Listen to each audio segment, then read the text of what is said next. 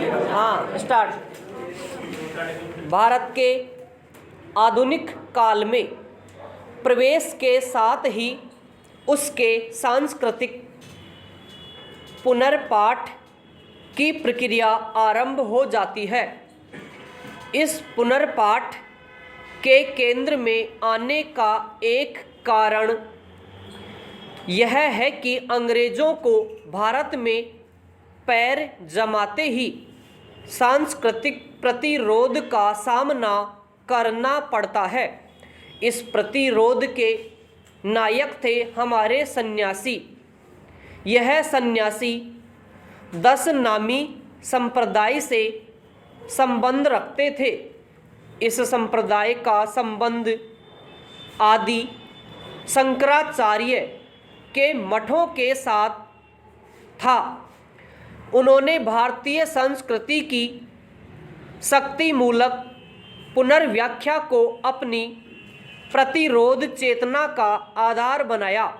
इससे अंग्रेज़ों को यह लगा कि भारत की संस्कृति का अध्ययन किए बिना वे भारत को कभी भी पूरी तरह अपने वश में नहीं कर सकेंगे। इस प्रकार अंग्रेज भारतीय संस्कृति का अध्ययन करने और उसकी अपने दृष्टिकोण से पुनर्व्याख्या के काम में जुट गए। पैरा 1820 से लेकर 1900 तक के काल को हम सांस्कृतिक पुनर्व्याख्या का दूसरा चरण कह सकते हैं। इस काल में पश्चिमी विद्वानों ने भारतीय संस्कृति पर प्रश्न चिन्ह लगाने आरंभ कर दिए थे।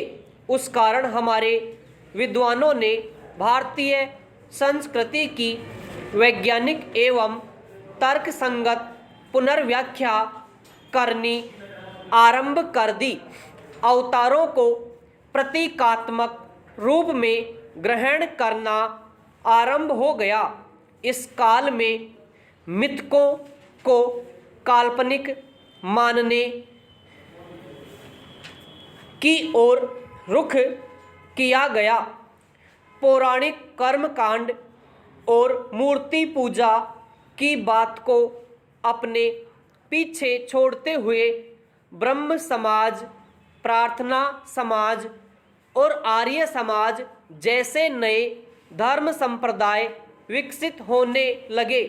यह काल भारतीय संस्कृति की पुनर्व्याख्या का सर्वाधिक प्रगतिशील काल कहा जा सकता है। पैरा 1900 से लेकर 1947 तक का काल भारतीय संस्कृति की पुनर्व्याख्या का तीसरा चरण कहा जा सकता है। इसे हम उसकी समन्वय मूलक पुनर्व्याख्या का काल कह सकते हैं। इस काल में संस्कृति के अंतर्विरोधों से यथासंभव उबरने का प्रयास किया गया। ब्राह्मण और शूद्र को एक मंच पर लाने का प्रयास हुआ। ईश्वर अल्लाह तेरे नाम वाली भारतीय संस्कृति की उदार व्याख्या इस्लाम के मानवीय एवं प्रगतिशील रूपों से आपसदारी की ओर खुलती है। इस संदर्भ में महात्मा गांधी और श्री अरबिंदो जैसे लोग विशेष भूमिका निभाते हैं। हिंदी साहित्य के धरातल पर इसी दौर में भारतेंदु हरिश्चंद्र से लेकर छायावाद तक की संस्कृति चेतना की बात करें तो वह मूलतः समन्वयात्मक है। इस दौर में सांप्रदायिकता का उभार भी हुआ जो समन्वय चेतना की अपर्याप्तता से उपजे असंतोष की काली छाया है। आज़ादी मिलने के बाद भारतीय संस्कृति की धर्मनिरपेक्ष पुनर्व्याख्या वाला चौथा चरण सामने आता है। इस काल में ब्राह्मणवादी वर्चस्व से जुड़े संस्कृति संबंधी रूपों और धारणाओं के प्रति नकारात्मक रुख अपनाया जाता है और उनके स्थान पर भारतीय संस्कृति की दमित और गौण परंपराओं को केंद्र में लाने का प्रयास किया जाता है। हिंदी साहित्य के संदर्भ में देखें तो हजारी प्रसाद द्विवेदी से लेकर नामवर सिंह तक हमारे बड़े आलोचक भारतीय संस्कृति की दूसरी परंपरा की खोज में अधिक रुचि लेते दिखाई देते हैं।